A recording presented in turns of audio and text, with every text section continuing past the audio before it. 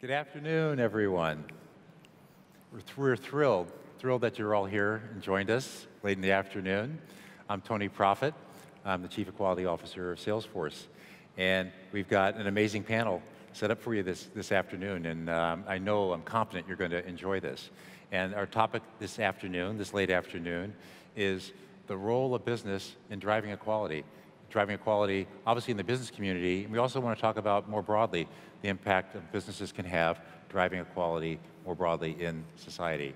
And so I'm going to let each of the panelists introduce themselves a little bit and tell a little bit about their own personal story and their own equality journey, and we'll start from there, and we'll take it from there. Thank you, Tony, and thank you for the invite. It's great to be here. I'm Richard Beaven. I'm the Distribution Director of Swinton Insurance, which is a major UK insurance broker. I also am on the board of Stonewall, the LGBT charity, and I founded something called Link, which is an LGBT insurance network to help people in insurance. My personal journey, I was married until I was 40 to a woman. I'm now openly gay. I have 4 kids who we are the UK equivalent of the US Modern Family, and we all get on amazingly well together. So I've been really lucky to have a journey that hasn't been like so many, but in a very good place. Thank you, Richard. We're thrilled you're here. Vivienne. I'm Vivienne Ming. I'm a theoretical neuroscientist and an entrepreneur. I do a lot of different work having to do with how do we very literally make better people. And I get to do it in all sorts of contexts, and so thrilled to be here and work on it here. My personal journey was I started my career as a scientist at UC Berkeley, and right in the middle of that experience as a scientist, I came out to my then fiance and said, if you want to know my deep, dark secret, I wish I was a woman. And I didn't intend for it to happen, but clearly things happened. And the amazing thing is everything about my life took off from that point. I'm not saying it was easy. I'm not saying that there weren't amazing hurdles to overcome. But every good, big thing I've done in my life has been as me. If I hadn't gone through that change, I'd still be a neuroscientist doing interesting research at UC Berkeley. Nowadays, I have the chance to work with Salesforce, to work with the previous White House, and really have a chance to affect change in the world. And Vivienne, this is our second panel together, and you're a personal hero to me. I just wanted you to know that. So we're really glad you could join us. Thank you very much. Just love what you do and what you stand for. So thank you. Hey, Jackie. I'm Jackie Fast. I am the founder and managing director of a sponsorship agency, which is based in London but has offices worldwide. We basically help people find sponsorship from big events like Formula 1 and the Volvo Ocean Race to conferences and charities. In terms of diversity, my personal stance on it is slightly different probably than the rest of the panel, but diversity is, really, quite frankly, it's about diversity, and my stance is about ageism. So I set up my agency when I was 25 years old because I couldn't get a job in sponsorship because everybody thought I was too inexperienced for the roles that I was going for. Similar to the story that we had, I sent out loads and loads of CVs, and nobody took my calls. Nobody even wanted to pick up the phone. And rather than try to beat down the doors, I went and set up my own agency with £2,000 and a laptop in my bedroom.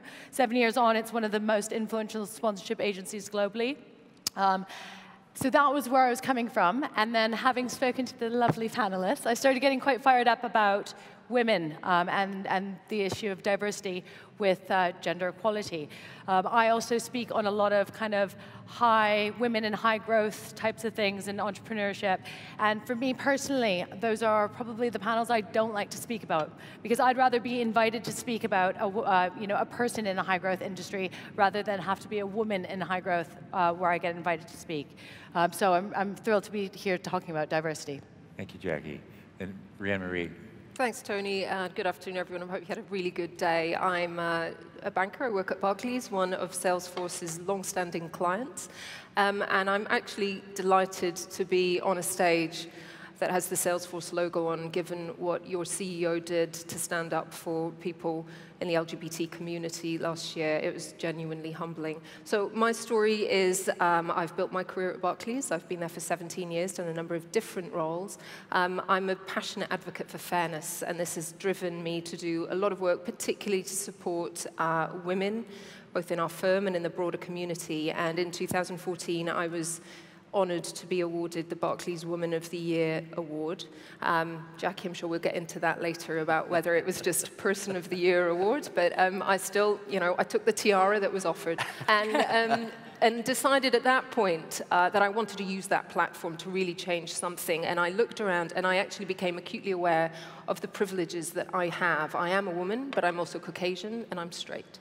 And I thought, rather than leaning in and continuing to fight the fight for the women in the firm, how about reaching out, looking at some of the people that don't have my advantages? And I was delighted to be made the senior sponsor of our LGBT network, Spectrum, at Barclays, that does some really great work. And since then, I also sit on the advisory board of Outstanding, the LGBT FTSE 100 networking organization.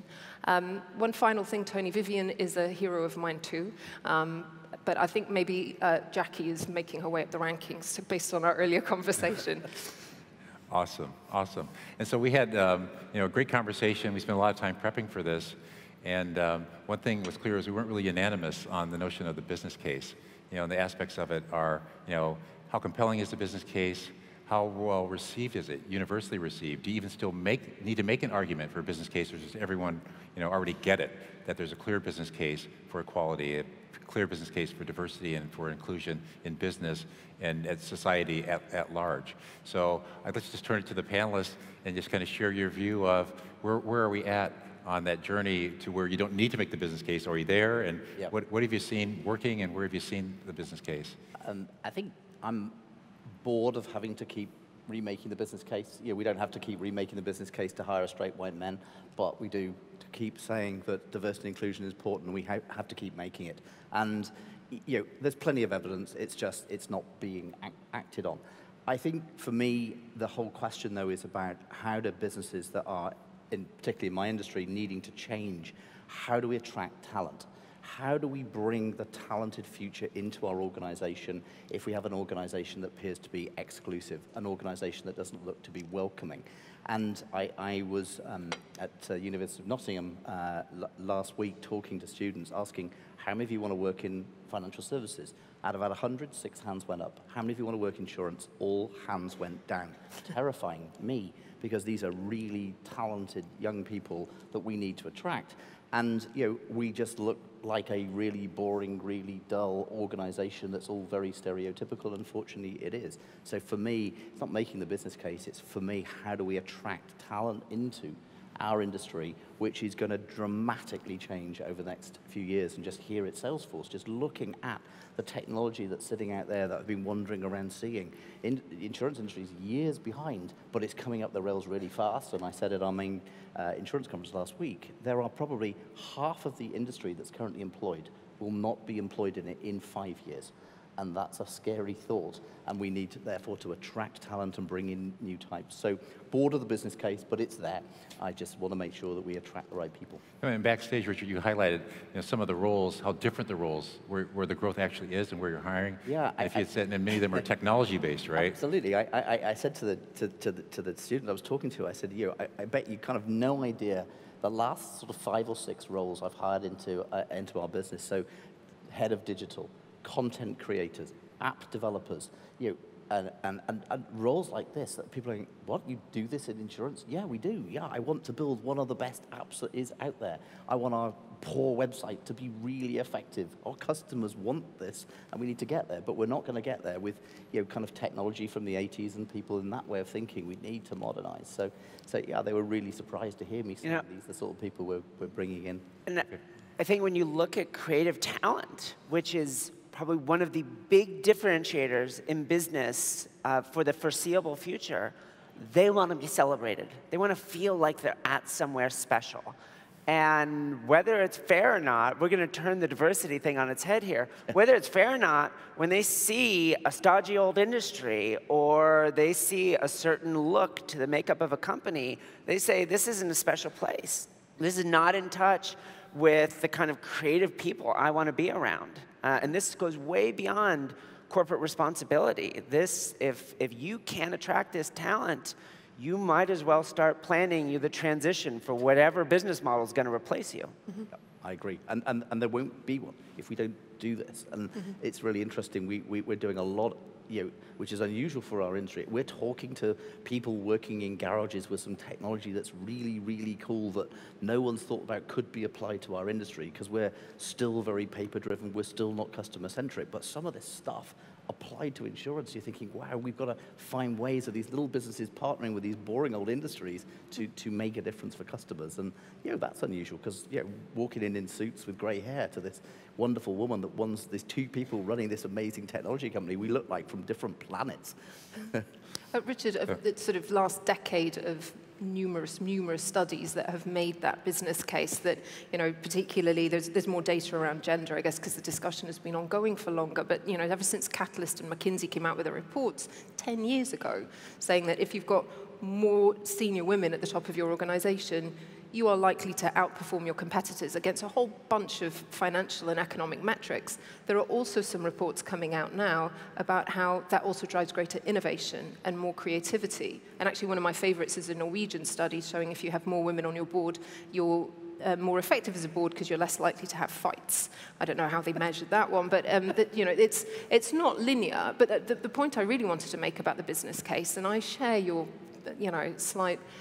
slightly bored with the whole thing at this point, but it isn't really working as a really motivational tool to make people behave differently. And don't get me wrong, we've come a really long way, but it was this 2011 that Lord Davis of Abergavenny came out with his report saying that the UK FTSE 100 companies should have at least 25% women on their boards. And we kind of hit that 2015, and we've stagnated ever since.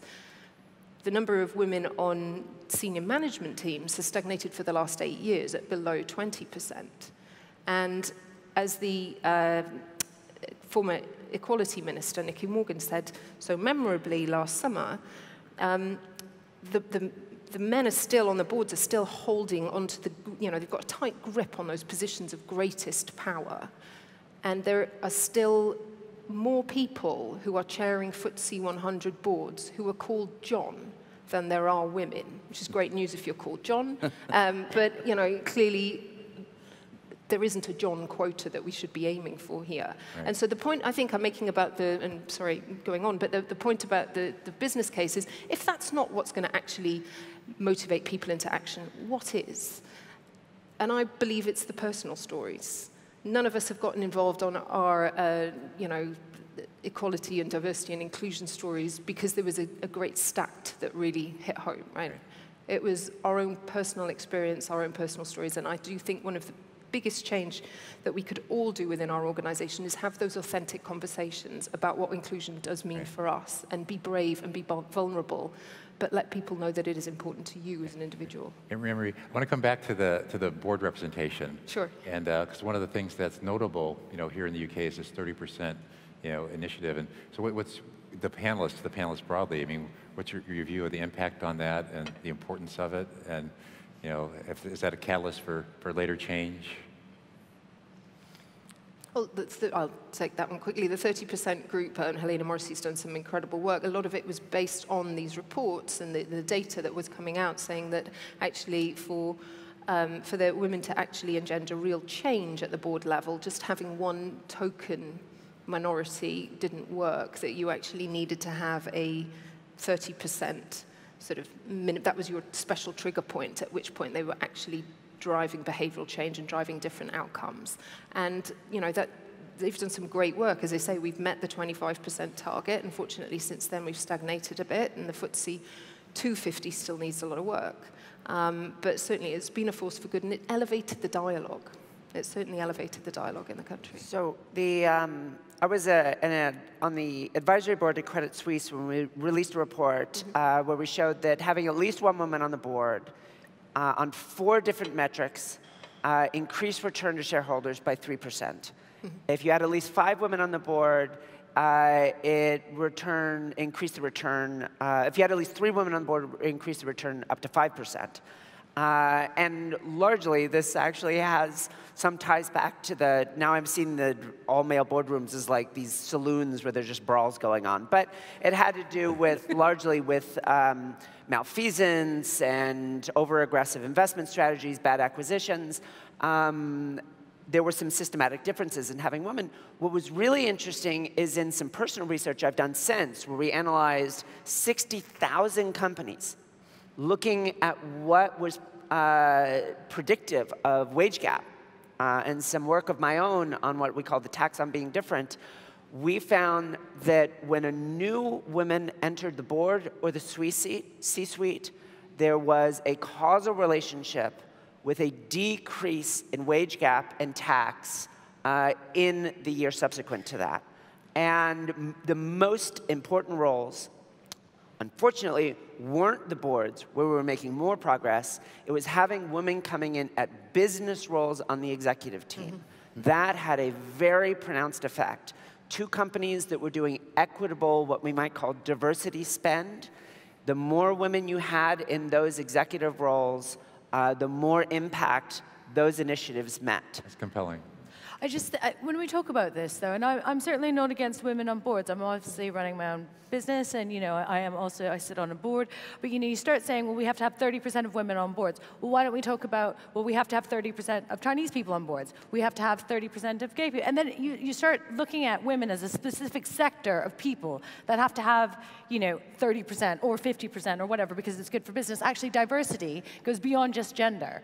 And I think you start sectoring stuff like that off, you're missing the point of diversity, I think. And how do you see it from a perspective of an entrepreneur?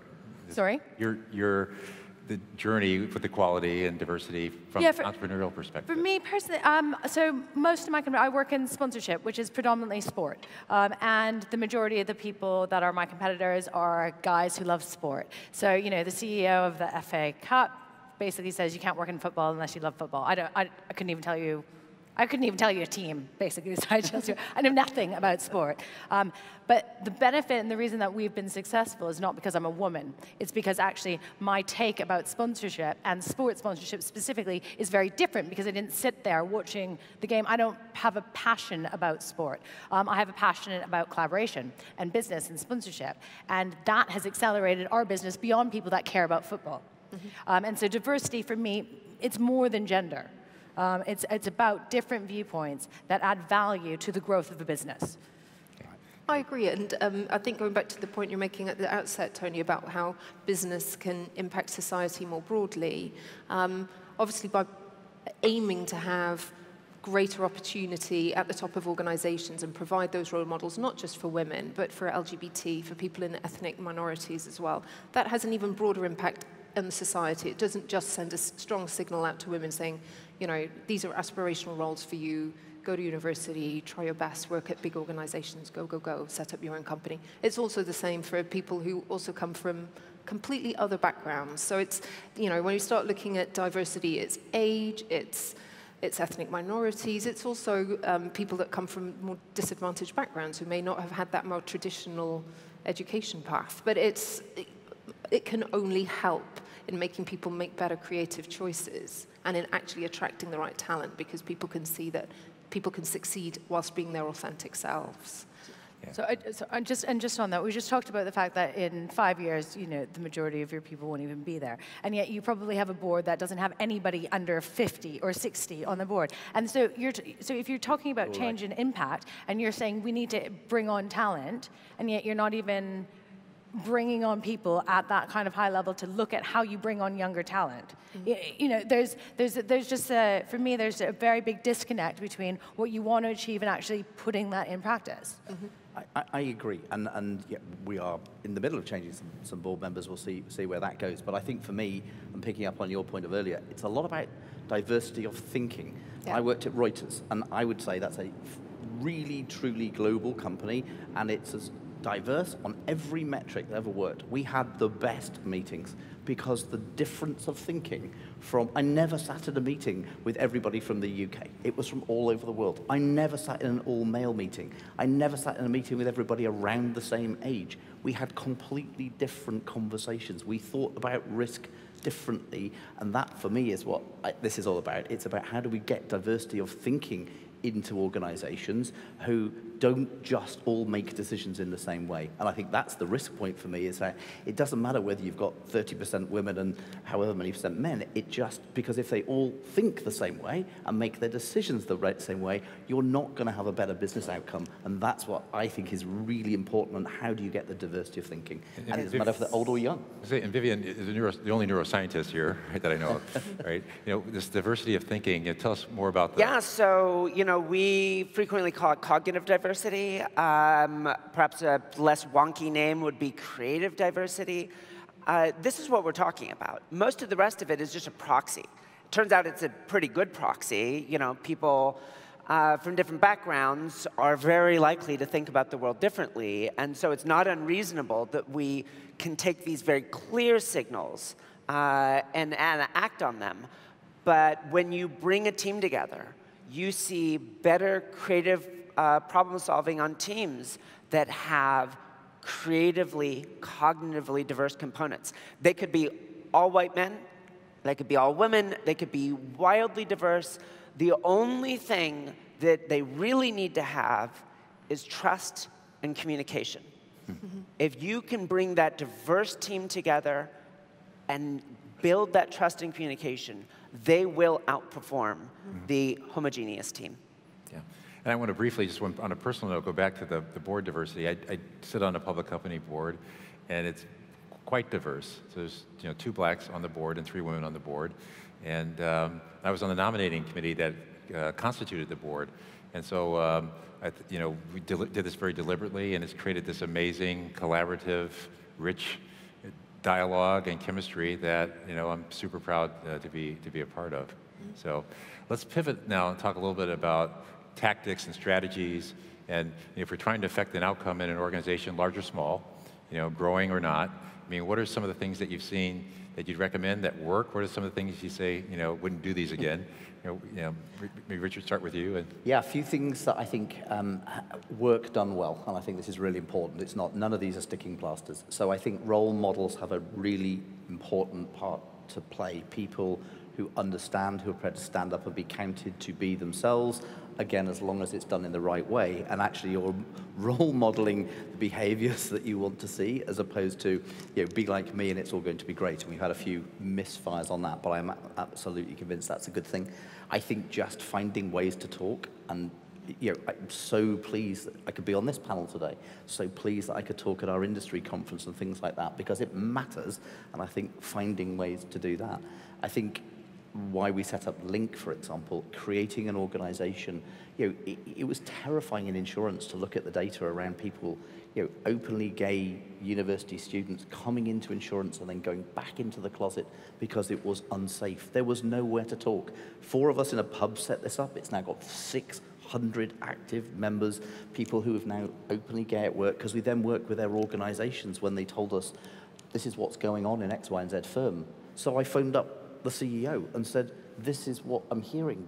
No, it can't be like this. And I said, but I'm not going to tell you who it is, but I'm going to tell you this is what we're hearing. And things have started to move. So I think 3 things for me are worth doing, and slowly it's starting to make a difference. Do you find people, when they're confronted with reality, generally, open to change, or do you see people being... Yeah, I think it's very tempting, certainly when you're at C-level, to kind of believe that you've set out a diversity and agenda, and you've set maybe some stats around it, and you think we've done the good thing.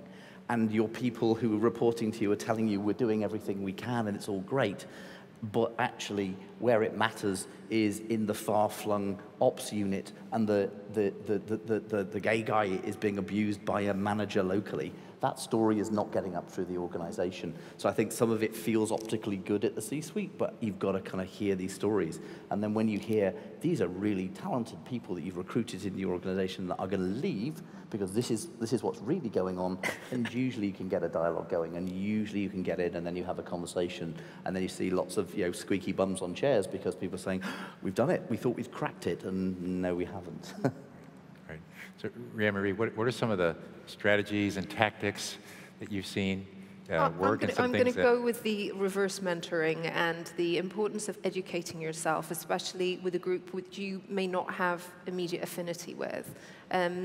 If I may just say a very quick personal story, and it's a bit of a risk because it still chokes me up every time I say this story, so apologies in advance. But I went on an unconscious bias training many years ago at Barclays, something that I think we do quite well. And there was a business leader there who had offered a role, a huge role, to one of his protégés that he'd worked with for many, many years. And the protégé said, I'm going to need a bit of time to think about it. And the business leader was like, is he crazy? This is an incredible overseas posting. This is a big step up for him. Anyway, 5 days later, by which point the business leader was thinking, this guy probably isn't the right person for this role because he should have bitten both my hands off. The person that he had worked with for the best part of 10 years had to come in and say, these last few days have been really difficult. I'm going to have to turn this role down because it is in one of the 74 countries around the world where homosexuality remains illegal. And whilst I've never shared openly at work that I'm a gay man, I cannot move there with my partner. So I've spent the last 5 days thinking, do I resign rather than come to you and show that some of our relationship hasn't been based on trust?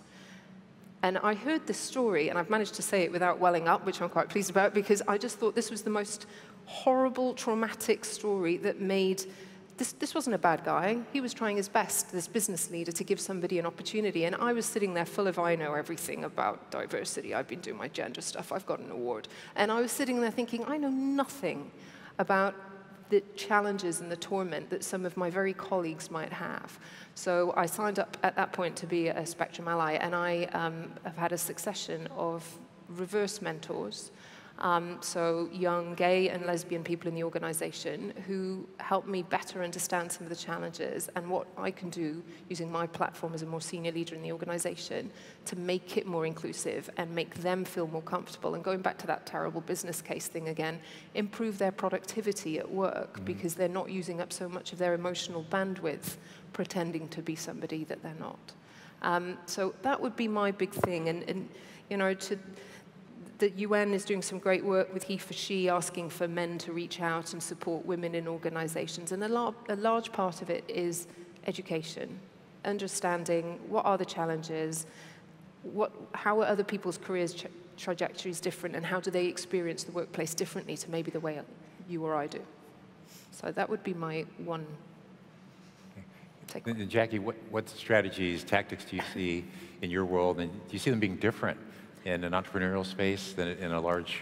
Yeah, so I don't come from Barclays or even Swinton, and I'm at the top. So I can make decisions and follow them through.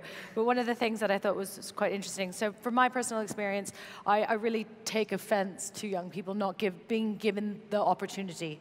Even though they may not have 50 years experience, they may still have the right skill set, or at least for me, enthusiasm, to go and do something that maybe other people haven't done. And so I've always made sure that we create big internship programs.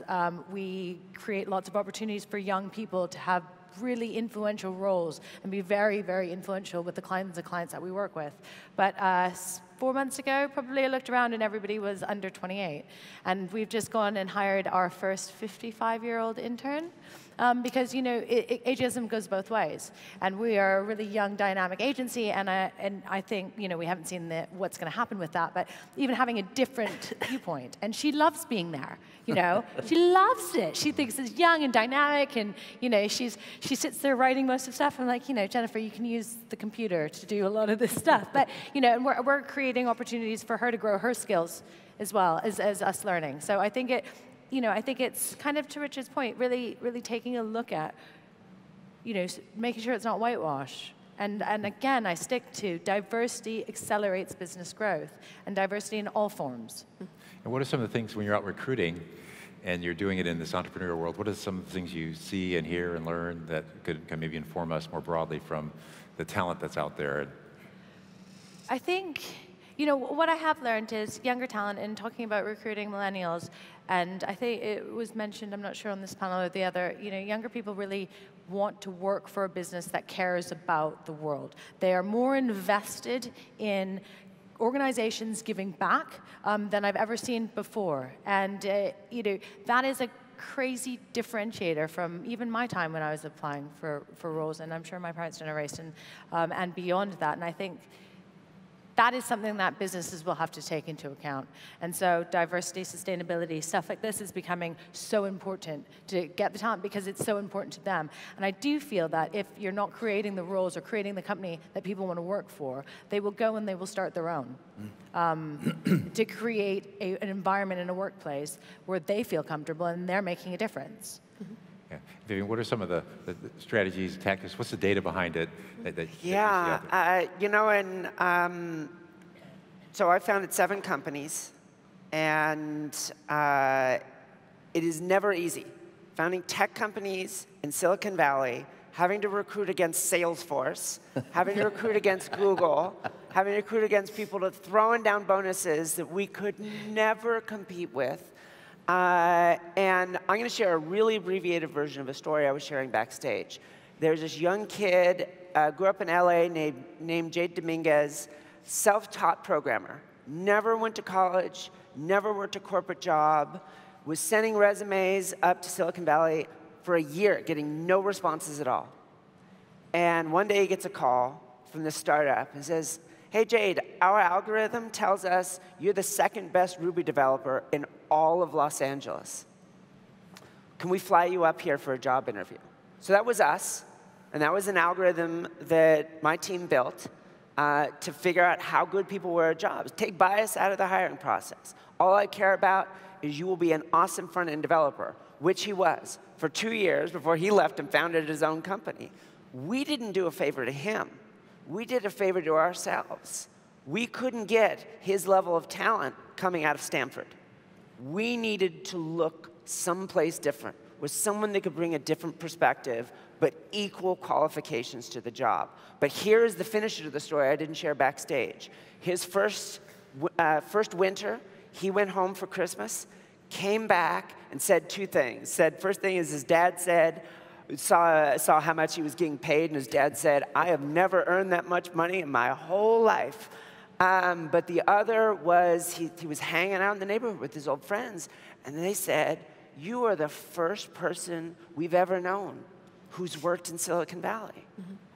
So it turns out that there's whole amazing research about kids just like Jade choosing not to go to college, choosing they have some opportunity available to them, but they don't take it because it doesn't feel like it's ever going to make a difference in their life. Why bother?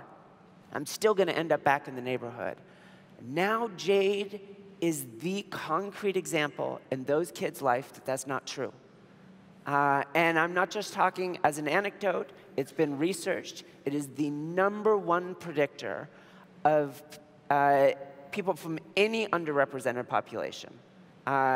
Women are a majority population, so minority, majority, doesn't matter. Underrepresented, the #1 predictor that they choose to participate, they choose to contribute, the incredible talent that they bring is a belief that their work will pay off, that they knew someone like Jade from their neighborhood that had come before them.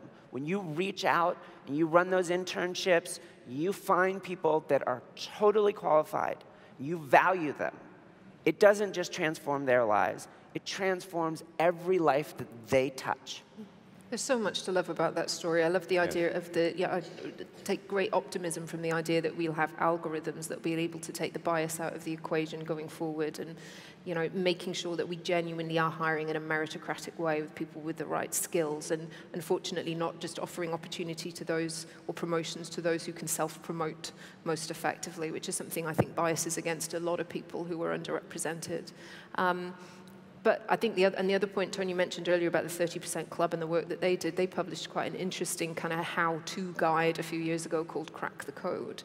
And one of the points in there was the point about role models and the importance of seeing sort of these superhuman, high-achieving role models that reach the echelons of organizations. And that can be very inspiring in a way, because you can see that people can succeed.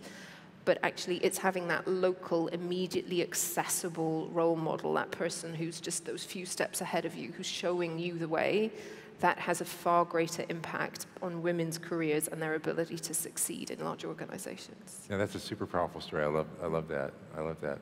So as we close the panel, I'd like to give each of you an opportunity to offer some advice, and pick the persona. If it's talent that's coming up and coming talent, someone that's trying to reinvent their career, leaders at the top. I mean, if you had the top 2 or 3 pieces of advice, what advice would you offer to the audience to take away, and something that's actionable they can do to really make a difference in advancing the cause of equality?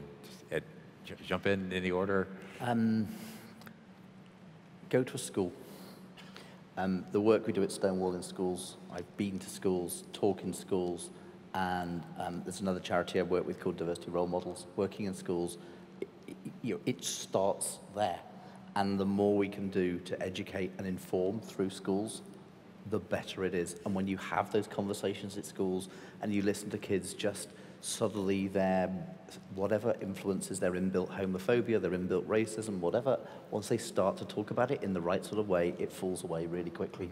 So for me, encouraging anybody to spend some time in schools, for me, is a great thing, and work with a charity that can help you, get educated to do that and get out there and see these amazing kids and what they're doing and help them understand. For me, I come away from it feeling inspired every time and thinking, my God, we're very negative in this country about our education system, but we've got brilliant kids and we just need to help them with some of their prejudice that they're learning in their family environment, perhaps, and just talk about it. It's great. Thank you, Richard. So we are going to go in order. Okay. So I had the privilege of giving the convocation at my alma mater, University of California, and I had 3 little lessons. Without context, they may seem strange, but bear with me. The first one was, whatever you're doing right now, whether you love it or not, go all in. Be great at it. I hate to think how many people have walked away from things they could be great at because they didn't love it on day one. Be great at it. People value that greatness. That opens doors, and it totally changes the game. I'm not here because of whatever crazy thing. I'm here because I know how to build AI, and that is something people will buy no matter what craziness is going on in your life. The second one is construct a purpose. There isn't one thing you're meant to do in your life. Go out and build that purpose.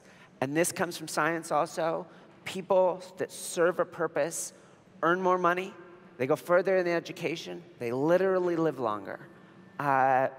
Follow that purpose throughout your lifetimes. The last one involved a dirty word, which I don't know if is appropriate to address here, but let's just say I've lived a lot of different lives. My strong recommendation is to go out there and live as many lives as possible. Don't care what anyone else thinks, and I mean that strongly. Be willing to tell your boss no and your parents no.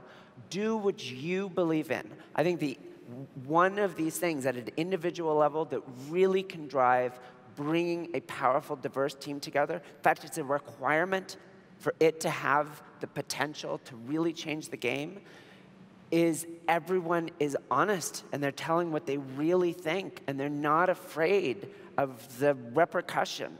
So the line is just fucking die already, and then reincarnate and start all over again, over and over again throughout your life. I'd say believe and implement. I think, believe that diversity is the future of individual growth as well as business growth. The world is getting smaller. Technology has enabled us to communicate with diverse walks of life from all over the place. So if you are a business, and business is wholly about connection and communication, and if you can't embrace that, you are not going to be a business that grows. But it's more than just believing in it. You have to implement it. And implementation is not necessarily from the top down. Implementation can be within your social circle. Implementation can be within your group in terms of whether you're a manager, whether you work at McDonald's. Implementation can be anything. It doesn't have to start at board level. So those would be mine. I'm going to go for two things, and the first one is take steps to fulfill your own potential. And by that, I mean let one of your key stakeholders know, the person who can actually influence your career, what it is you want to be doing and what it is you could be doing. Because from personal experience, I've worked for some incredible line managers in my time. Not one of them was able to read my mind. So let somebody know what it is you feel you're capable of doing and what you want to be doing. And the second one is help someone else fulfill their potential. Go out and sponsor somebody today. And I don't mean like, help them run a marathon or something. It's like, go and not just mentor someone, which is the concept of helping someone help themselves, but you all know somebody who is great at their job, who maybe isn't getting quite the opportunities or the profile or the network that they could. Help them do that. Use your network to shout about somebody else that you know, be they a woman, or be they an LGBT colleague, or be they black or ethnic minority, or whatever.